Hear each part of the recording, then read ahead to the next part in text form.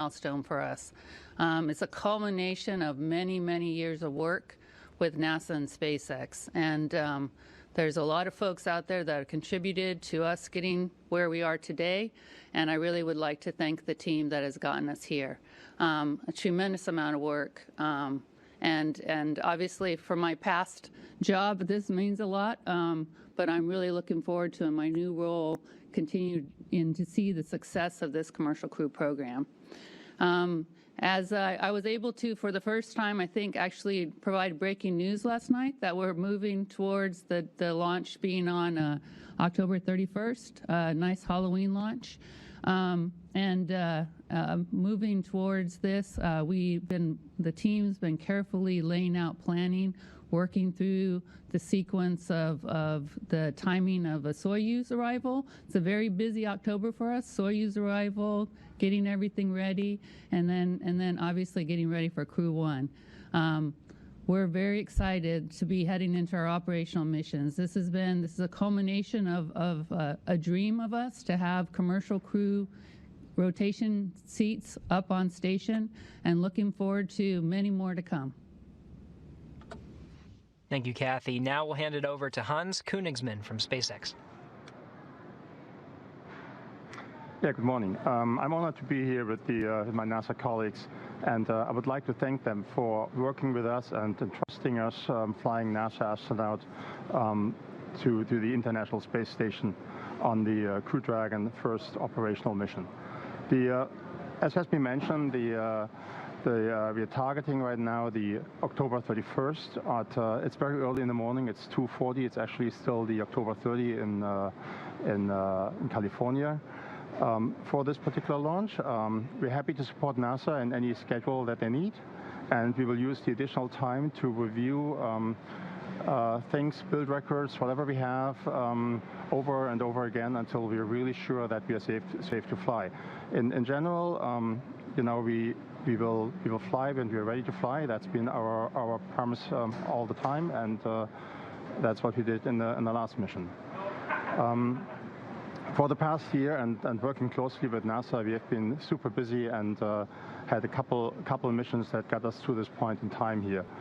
We launched 2 CRS missions, among them the last Dragon 1 resupply mission, and Dragon, just to remind everybody, has been in service by now for 10 years, which seems incredible. And it's been such a remarkable and successful program. It helped us develop, our capability on both building spacecraft, operating spacecraft, and last not least, working with NASA and working with the International Space Station. It's all been super exciting and very important. We really like to thank NASA for all their support throughout the company's history and getting us to this point.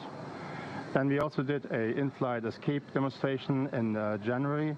And then, of course, if you recall, in May this year, we launched the Demo 2 mission and returned human spaceflight to the United States for the first time since 9 years.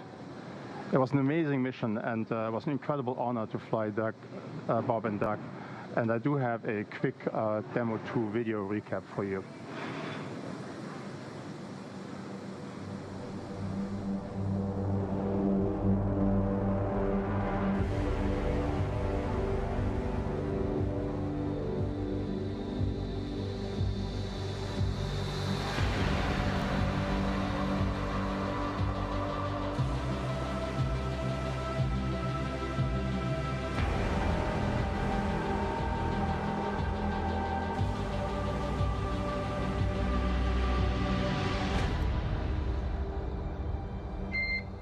Good morning, welcome aboard.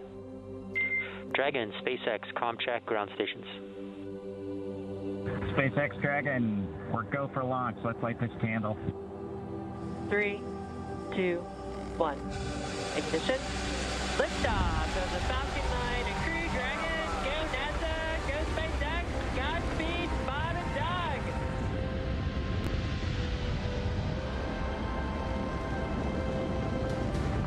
On behalf of the entire launch team, thanks for flying the Falcon 9 today. We hope you enjoyed the ride and wish you a great mission.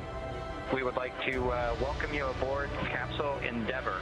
We do have a friend on board with us, Trimmer, the Apatosaurus. I think I was requested to do a backflip. Good night, Megan and Theo. And Karen and Jack.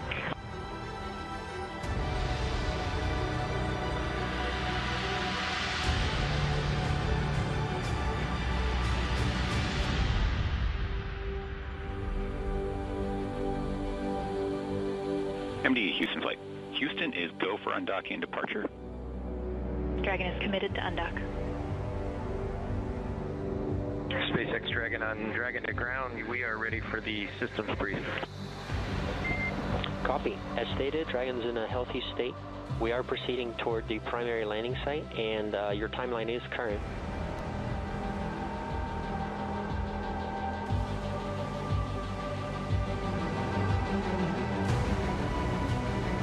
Visual, 2 drogues out. 300 meters. We are brace for splashdown. Copy, brace for splashdown. Endeavour, on behalf of the SpaceX and NASA teams, welcome back to planet Earth, and thanks for flying SpaceX.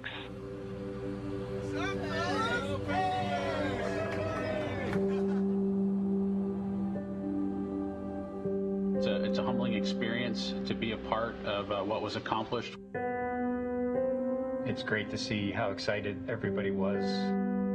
We hope it brings a little bit of brightness to a pretty tough 2020.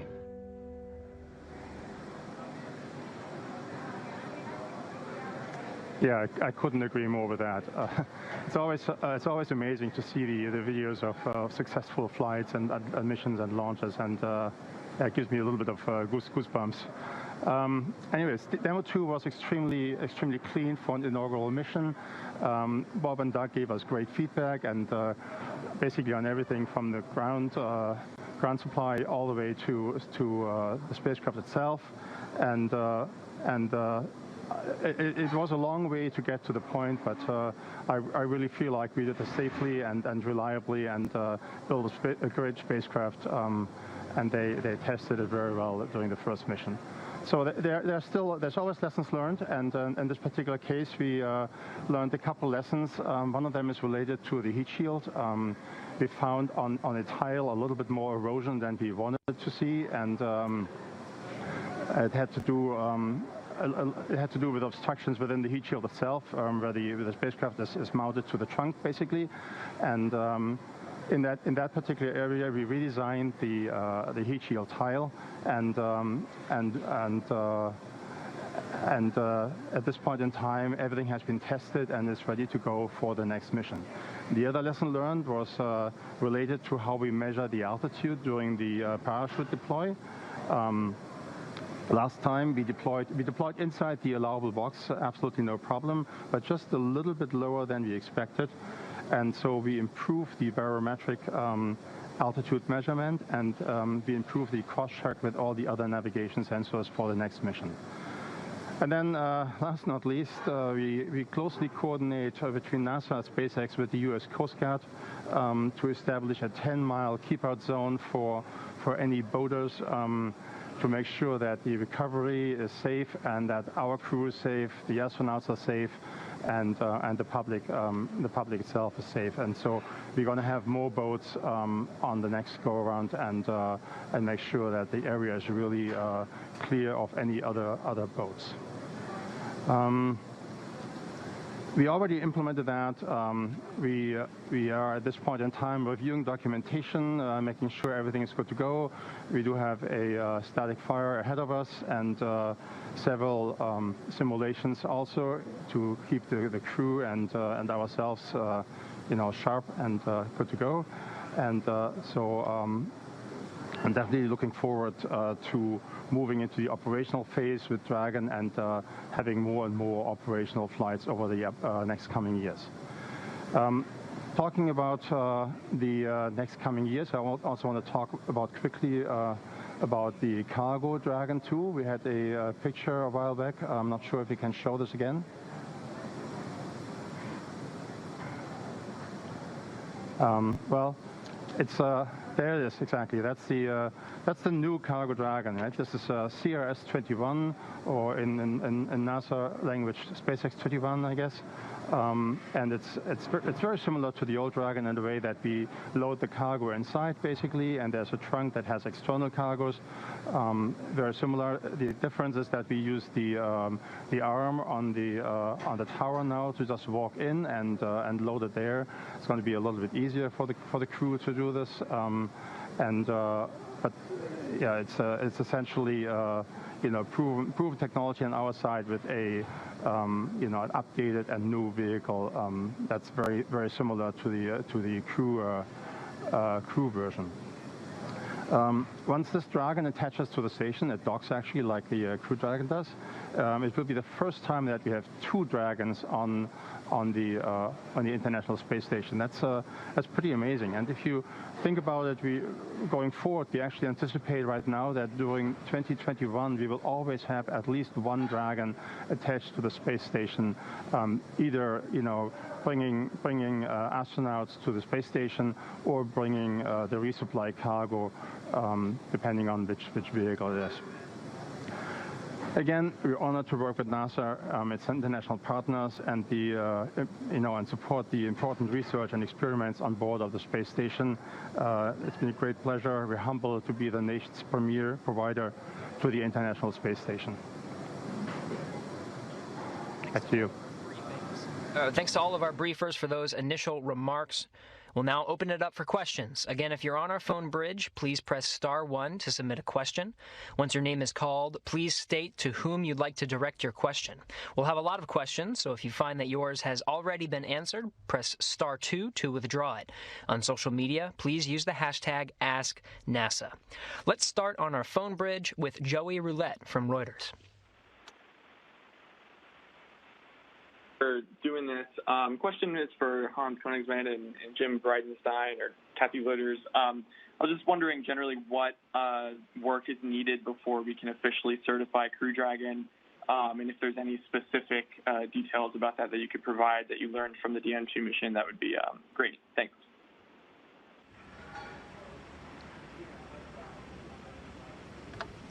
Jim Bridenstine, why don't we start with you? Yeah, so I'll defer this to Kathy. I know it was her program until I pulled her up to headquarters to run the entire human exploration program. So Kathy, I'll defer to you.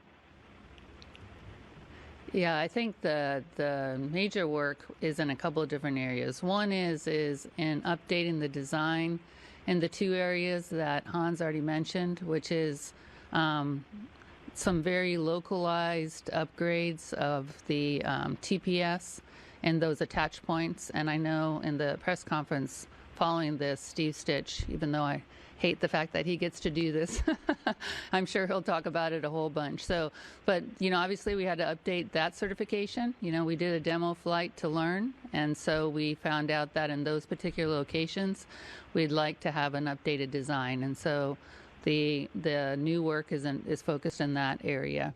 And then we did make a design change to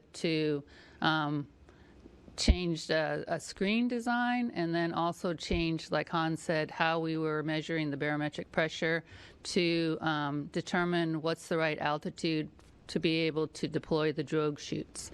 And so really the big chunk of the certification is in those upgrades, and then any deltas.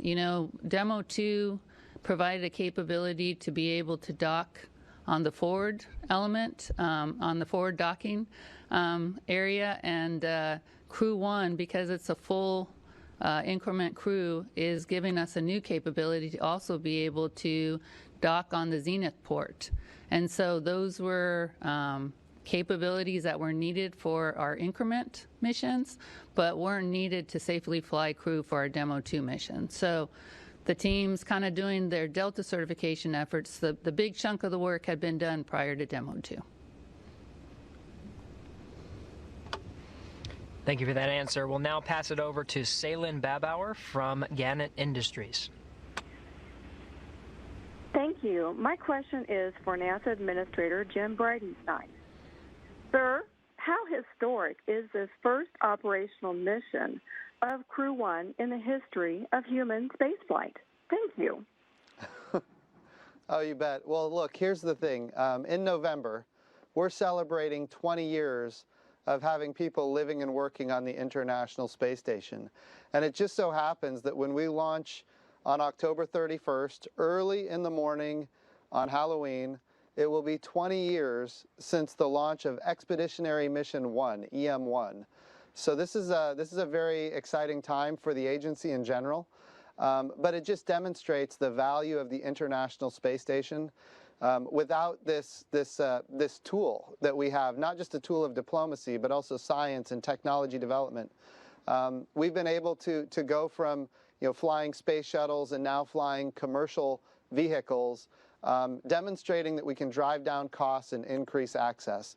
So I think probably from a historical perspective, the most important thing is we have fundamentally changed the business model for how NASA does business. We want to be a customer, especially when it comes to low Earth orbit. We want to be one customer of many, and we want to have numerous providers that are competing on cost and innovation. We have proven that out with Commercial Crew, and now we're getting into these regularly scheduled missions for Dragon.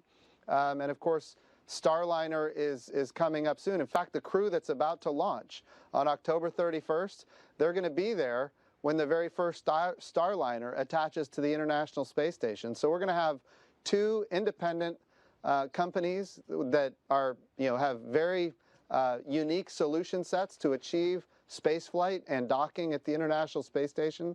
And I think that's really there's a lot of historic firsts that are about to take place, especially with this crew. So it's an exciting time. Next, we have Lauren Grush from The Verge.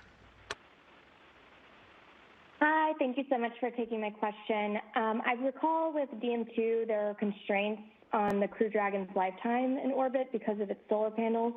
I'm wondering if those similar constraints are on this mission or if the Crew Dragon's lifetime in orbit has been extended. Thank you.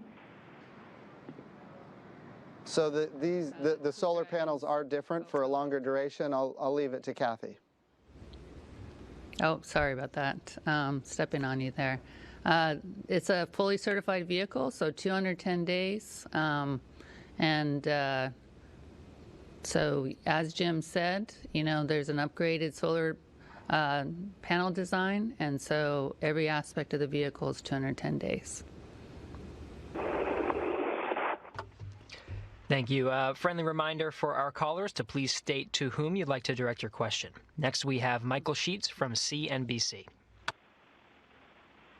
Hi, all. I just wanted to ask a quick question that could be answered by either Kathy or Hans. I know that Crew Dragon is designed to hold up to 7 passengers. I'm wondering at this point when you might expect to see that full capability utilized. I know this is a big step from 2 to 4, but I'm wondering whether or not you have any missions planned in the near future that would expand that all the way up to the full 7 passengers. Thanks. So from a NASA perspective, I'll answer first and then let Hans talk about the capacity for 7. Our capability is for 4, but we also have this unique, we have unique requirements for us to also fly powered cargo payloads that take up extra room and then additional cargo, right, where other missions in low Earth orbit may or may not have those types of requirements also.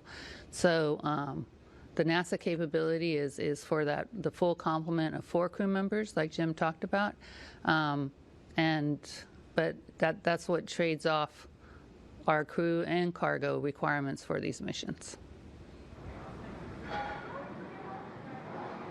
Yeah, we always have the option, but as for NASA missions, we use the space right now for cargo and an extra capability, and we will continue to fly 4 astronauts to the International Space Station.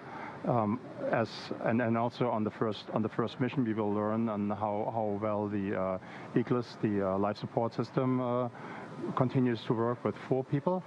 and then going forward, we will look at other options. Next, we have Andrea Leinfelder from the Houston Chronicle. Hi, thanks for taking my call this morning. So I recall of Demo 2, this question's for Kathy. I recall of Demo 2 that we launched in the afternoon, partly because of the astronaut sleep schedule. We need everyone to be able to get a good night's rest and to sleep at the right time. So I was curious as to why we decided to launch this one at 2:40 in the morning. Thank you. Well, I wish for my boss's sake I could launch this mission in the afternoon, I think, because really what drives when we launch is the phasing. So when the rocket and the International Space Station kind of line up together in the best way for us to get there. So really physics kind of drives the time frame for when we launch during on particular days. So it worked out really nicely for us on our launch in May that we were able to provide a nice launch window in the afternoon. I was hoping I'd be able to do the same thing for this mission, but we're going to have a great launch, excuse me, early in the morning instead. So night launches are very beautiful. Next, we have Paul Brinkman from UPI. Yeah, hello. Thanks for doing this. I guess my question is for Hans, or actually about the four-person capacity. I'm just wondering if you could kind of go through how egress of the capsule will work. And I'm also wondering if anybody there knows whether this is the first time in history that a capsule will carry 4 people.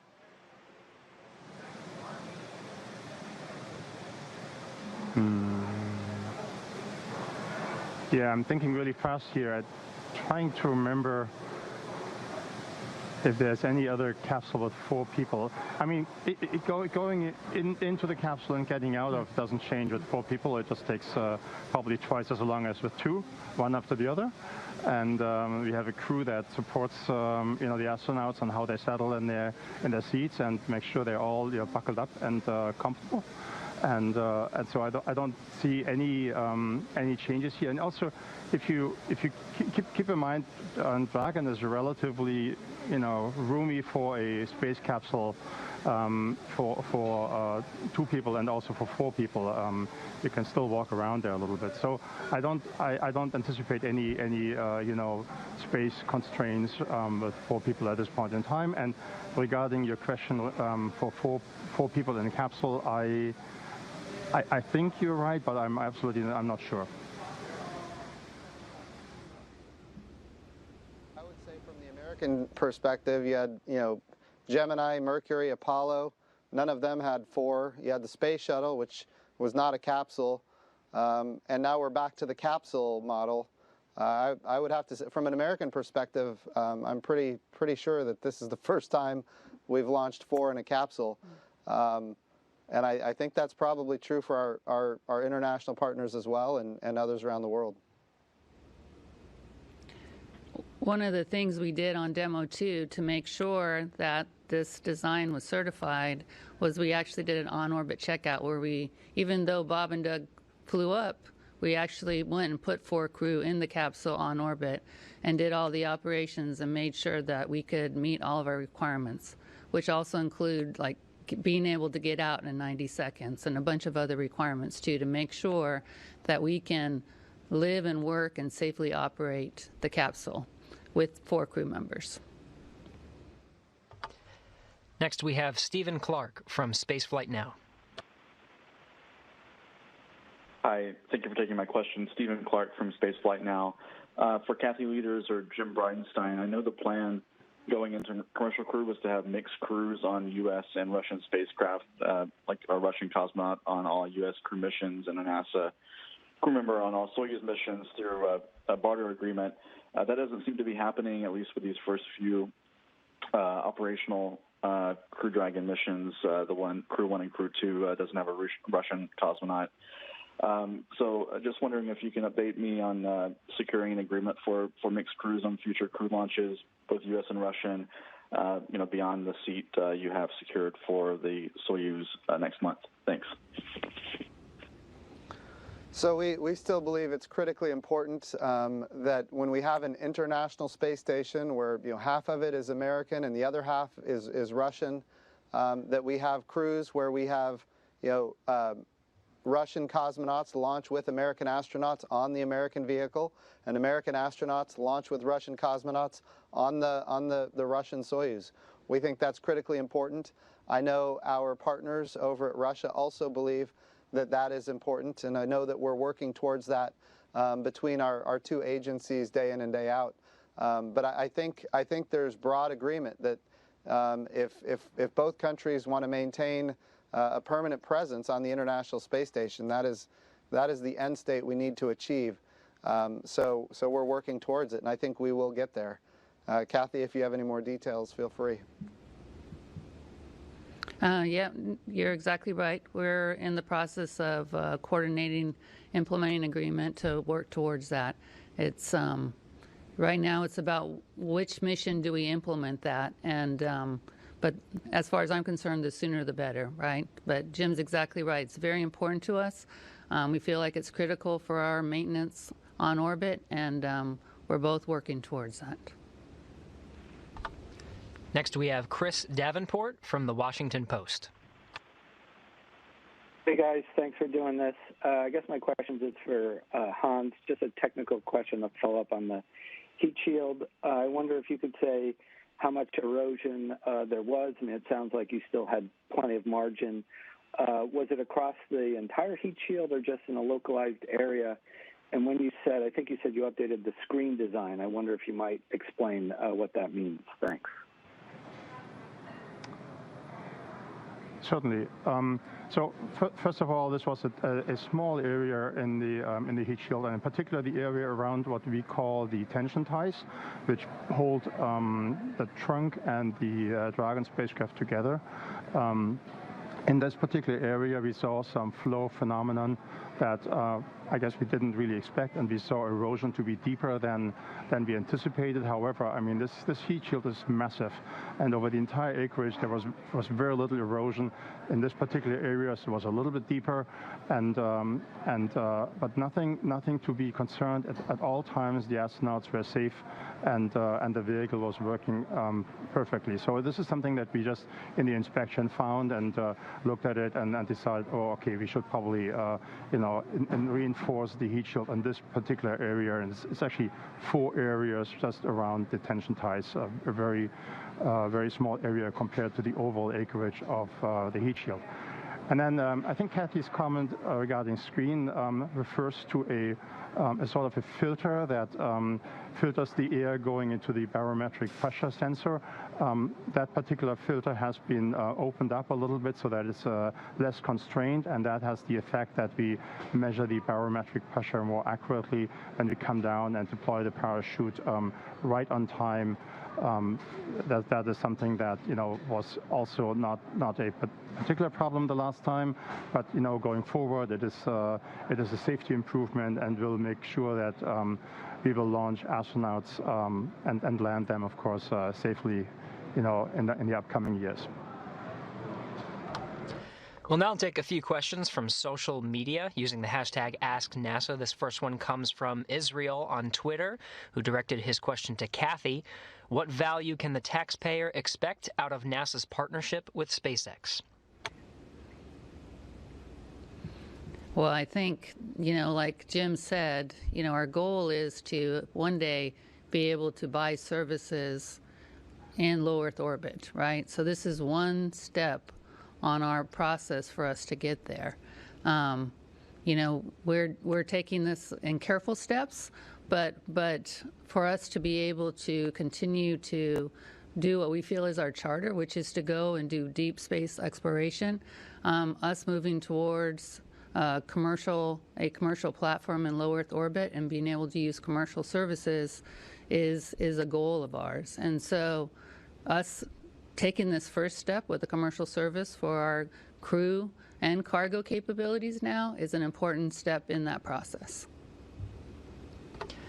This next Ask NASA question comes from Jim on Twitter. This one's for the administrator. With Crew 1 and a Russian launch to the International Space Station, the station will have a larger population than it has in quite a while. Any impacts from that are anticipated?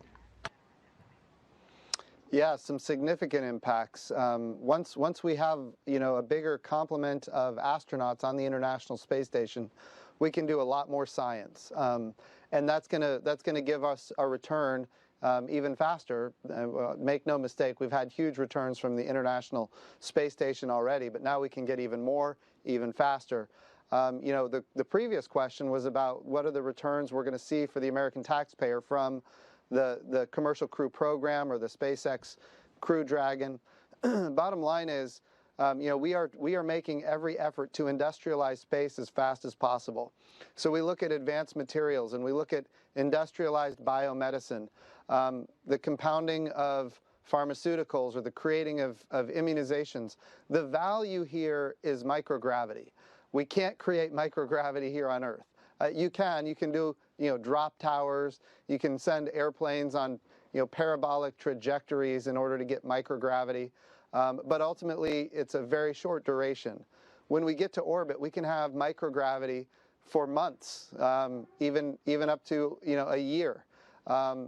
Well, we can have it for 20 years, as is evidenced with the International Space Station, but any individual astronaut up to a year. And so what this means is we get to maximize the utility of microgravity for research. And ultimately, we're focusing our research for a day when that research becomes applied. So when we think about the ability to create human tissue for people that maybe need new tissue, whether it's skin or something else, using your own adult stem cells, we can create your own tissue in the microgravity of space. When you do it in the gravity well of Earth, it just goes flat. So there's a lot of benefits. I like to talk about advanced materials, creating an artificial retina for the human eyeball so people who have macular degeneration don't have to lose their eyesight. And there's so many more things that we get from these kind of activities. And of course, when we think about Kibo and our partners on the International Space Station from Japan and some of the capabilities that they've put that give us the ability to put instruments on the outside of the space station, both for astrophysics and the study of the Earth, to increase crop yields while reducing water usage, to transform how we do agriculture. There are so many benefits to commercialization. The International Space Station is really the place to prove all of these things out. And then it's up to the private sector to make determinations that it's worth capitalizing and then using these commercial capabilities that we've built. But make no mistake, NASA has a long history of commercial capabilities. We think about people watching this right now on the internet, for example, internet broadband from space, Dish Network, DirecTV, GPS, how do we navigate, how do we produce food and energy and do disaster relief, predict weather, understand climate. The returns here are really astonishing. The International Space Station is an amazing capability for the country, and of course, having more crew on the International Space Station makes all of these advancements happen faster, and that gets us to a day of commercialization faster than we could have done otherwise. So this is really it's a great time to be at NASA, and it's a great time to see all of the amazing developments happen. We'll now return to our phone bridge over to Jeff Faust from Space News. Yeah, good morning. I wanted to return to the issue of certification and when, this is for Kathy, when you expect to have everything that certification review, and how soon can that certification review take place before the launch? Thanks. So we've actually had our program level certification review already, and we had our status at the agency level. So right now we're just in the process of finalizing the last few pieces of documentation that we need to close out our human rating certification plan, which I view that will be done probably in the next week to 10 days. And then our final cert we will be doing at our as part of our flight readiness review for Crew 1. So we're kind of doing it in two phases, finishing up our human rating certification plan, which I think should be in the next week to 10 days, and then finalizing, kind of dotting the I's, crossing the T's at our flight readiness review. That will be coming up about a week before we go into Crew 1. Next, we have Eric Berger from Ars Technica.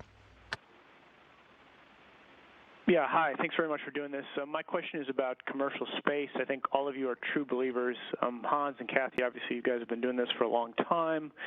Jim, I think everyone on the phone could chant along with NASA wants to be one of many, many customers. But I'd like to know whether, Jim, in the 4 months since Demo 2, you've seen a shift from the non-believers in commercial space, so the skeptics who maybe thought commercial space wasn't up to the task. Have you seen any signs that sort of, maybe more people are realizing the potential here? Absolutely. I can tell you that the enthusiasm for what happened on Demo 2 was extremely robust among people within the U.S. government, of course, among members of Congress that fund NASA's budgets, but but that enthusiasm was not just in the government. It was also nationwide. I mean, the entire world watched and was in awe of the accomplishment. So I do believe that there is a very robust. There's a lot of support for these capabilities, and so yeah, I think it's as strong now as it's ever been. I think some of the doubters have maybe been made to not doubt so much because it has now happened. But I also think, look, Commercial Crew was really the second part. We were resupplying the International Space Station commercially with Northrop Grumman and SpaceX ahead of that. So the next big thing, Eric, and I know you know this, the next big thing is commercial habitation apart from the International Space Station, which is something that we need members of Congress to be willing to fund. We've put it in the budget request every year, and it never gets funded at the level that is necessary to achieve the end states. Here's what we know, Eric. There's going to come a day in the future when the International Space Station is going to have to end. We don't like to think about it because we really, really love the International Space Station. But we also do have to think about the fact that 20 years is a long time, and it can't last forever. We have to be making the investments right now today so that we don't have a gap in low Earth orbit. That's what's been lacking. We haven't had the investment necessary to guarantee that we don't have a gap in low Earth orbit. And it's critically important that we make those investments. And I think right now, more than ever, we do have those believers that you're talking about. They are willing to step up to the plate and fund the budget request at the level necessary to eventually get commercial habitation so that there will be no gap. And that's one of the things that we're working on every day to make sure that there is no gap. Next is Marcia Dunn from the Associated Press. Yes, hi. This question is for Hans, please. I think when people hear certified and operational for this upcoming flight, many, at least in the public, are going to think that all of a sudden Dragon flight for humans is routine, if you will, and that kind of phrasing got NASA in trouble in the shuttle program. Do you look at this as routine now that you've got one under your belt? And also, do you feel a lot of the pressure is off now that you had a successful test flight on this vehicle? Thanks. Well, that's a great question, actually. And honestly, I don't feel that this is over at all. I feel like we need to actually step it up. The transition from a test vehicle to an operational vehicle to a production vehicle is very difficult. Getting this, in an operational phase that is safe and has all the scrutiny and the rigor of human spaceflight is a lot of work and very, very difficult in itself. So I feel like we actually and we responded that way within SpaceX. We stepped it up. We do more reviews than ever. We pay incredibly scrutiny to the flight data of Demo 2. And there's a huge effort going on to make sure that both Falcon 9 and then also Dragon is safe for all the future missions and can actually stand up for this huge task of supplying the station both with cargo and also bringing astronauts up and down. It's a great responsibility, and we like I said earlier, we're honored by this, but it's also at least I personally feel that it weighs on me, and we have to work harder to make this work safely. And I talk about this a lot, and it's about staying vigilant, stay vigilant. And as a team, we need to stay vigilant. We need to keep going. We need to operate in a safe manner. It's very important for us to not kind of take our foot off the gas, right? We got to keep operating in a safe and in a safe manner. Next, we have Douglas Messier from Parabolic Arc. Yeah, I had a question for Hans. And did this problem come up on the first demo mission with the heat shield? And exactly what did happen? Did you have problems on all 4 connections where the capsule is connected with the trunk? Yeah, the best way I can explain it without slides and lots of data is that these tension ties that connect the trunk and the spacecraft, they cause some disturbance in the airflow around them, and then there's a little bit, it digs a deeper hole into the heat shield right after that because there's probably a vortex or something like that. I don't know the exact technical details on this one, but the effect is basically that one particular tile has basically more erosion than the others. It tunnels basically into the tile. And like I said earlier, this was always a safe situation. It never got to structure. The overall heat shield was working great. So it's something that is relatively easy to fix by putting a more resistant or erosion-resistant material in that particular place, because you want to be careful. You don't want to make too many changes at this point in time either. And then basically test it. We did that last week, and it came out great. And so I'm confident that we fixed this particular problem very well. Next, we'll go over to Irene Klotz from Aviation Week. Hi. Actually had a similar question from Doug, so I think I'll just continue his for a minute, is for Hans. What estimate percent did the TPS ablate relative to your predictions, and why didn't this show up on Demo 1? And then also for Kathy, are you expecting to process any waivers for the Dragon Crew 1 flight? Yeah, so I'm not sure I can say it's an estimate because it's really just locally and one particular spot. It's a good reminder regarding Demo 1. We didn't see this on Demo 1, at least not to this extent that we noticed something. It's a good question. Demo 1 was slightly lighter, had a slightly different trajectory. Maybe that caused this. At the end of the day, it's great that we found it on this flight, and can basically take corrective action going forward.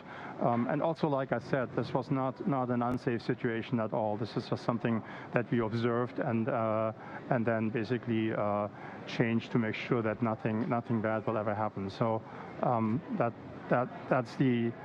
like I said, on Demo 1, if you look at it with hindsight, you might see some erosion, but honestly, it's not very visible there. And Irene, I do not know the final count for the waivers, so I would maybe hold that question and ask that question of Steve Stitch. Next, we have Rachel Joy from Florida Today. Hey there, this question is for Bridenstine. Back during Demo 2, due to COVID-19, you asked that launch spectators and visitors not visit the Space Coast to watch the launch. Here we are 5 months later. what is NASA's approach or messaging for launch spectators for this historic launch? Thank you. Yeah, so we have to remember that even though we suggested for Demo 2 people not come to the launch, it certainly didn't prevent them from coming. And there were massive crowds, outside of the Kennedy Space Center. So what we're asking people to do is follow CDC guidelines, to follow the guidelines from the state of Florida, and do what is necessary to keep safe. And that's ultimately what our objective is. I will tell you that we are limiting the amount of visitors that can come onto the Kennedy Space Center. We have a lot of, as you're aware, we have a lot of very important missions coming up. My number one objective is to make sure that we don't have an outbreak at the Kennedy Space Center. We've been very successful keeping our people safe so far. We want to make sure that we keep them safe so that ultimately we can continue to do the mission of NASA and the United States of America. We'll now go over to Megan Bartles from Space.com. Hi, thanks so much for taking my question. This is Megan Bartels with Space.com with a question for, I think, Hans. You mentioned recently that the new heat shield design was tested last week. Could you talk a little bit more about what that process was and how closely it mimics what the capsule will undergo when the Crew 1 astronauts re-enter? Thanks. Yes, of course. So the test we do is it's called an ArcJet test, and it is in a NASA facility in Moffett. I don't remember the center right now. It's up here in California. I'm really embarrassed by not knowing the name right now. But I actually wasn't there. I did look at the wind tunnel, that ArcJet tunnel, a while back, and it's pretty impressive because it can very well recreate the situation. But then the size of the area you can test is obviously not very large. It's a relatively small area. So I think we, in terms of as realistic testing as we can, we did what we could, and then we also do a lot of analysis and make sure that we got any flow phenomenon worked out from the analysis side based on the flight data we saw with Demo 2 and then, last but not least, I also mentioned that CRS-21, the new cargo Dragon, will go up a month after Crew 1, and this particular Dragon will come back earlier, so that gives us another chance to validate the design and to make sure that everything is safe and good going forward. And it's Ames. It was done at the Ames Research Center, and obviously NASA and SpaceX folks have been looking at it. We have a lot of thermal protection system experts too, and everybody understands kind of how to correlate the data from those samples and be able to understand it, and I think we're very satisfied with the design. We have time for one or two more questions. We'll next go to Morgan McFall-Johnson from Business Insider. Hi, thanks so much for taking my question. This one is for Kathy or Jim, maybe. You've got a whole bunch of data back from Demo 2 now. I'm just wondering if you found any pleasant surprises in looking over that. And relatedly, do you have a new average estimated LOC and LOM numbers for Crew 1? And if so, what drove that change? Thanks so much. Kathy, I'll let you answer this. Okay.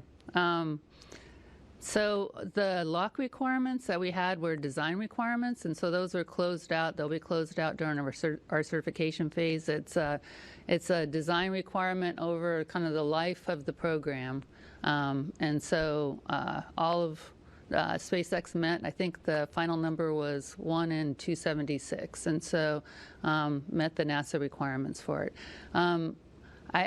Demo 2 went so well for us. We're spending a lot of time talking about those two pieces, but honestly, the spacecraft launch went beautifully, rendezvous, docking went beautifully.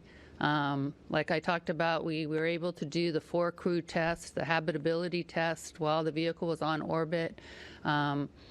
the return, went beautifully first time coming back. And Bob and Doug were able to give us great insight on how the vehicle operated through all the phases of flight. So I don't think it will be a great mission if Crew 1 goes exactly the same way. So I'm counting on it, Hans. I'm counting on a beautiful mission the exact same way. So we're looking forward to this. This is going to be a great day. Thanks to all who submitted questions today, and thanks to today's briefers for taking the time to discuss this historic event. This is the first in our series of briefings today. Next up is a briefing to discuss the Crew 1 mission overview.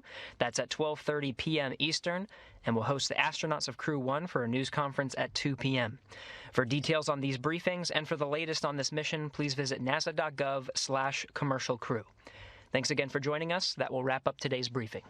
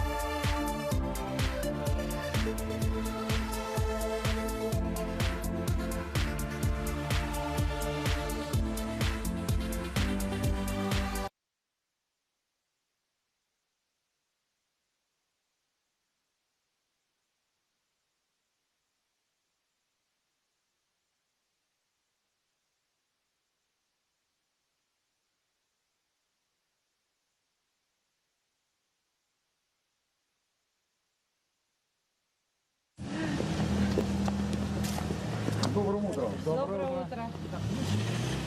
Доброе утро.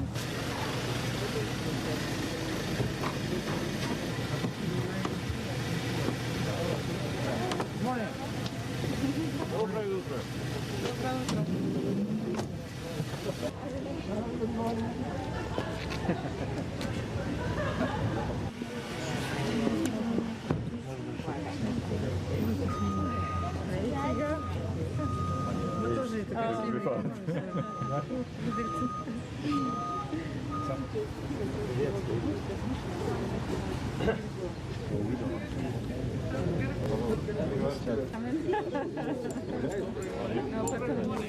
Good morning, ladies and gentlemen. How are you today? Добрый morning. Доброе утро. Здравствуйте. Доброе утро. Доброе утро. Здравствуйте. Чего? Сейчас. Все дали. Вас никто не тянул, да? Пойдем.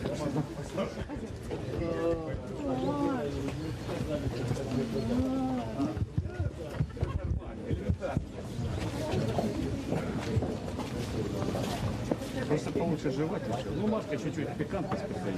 Да,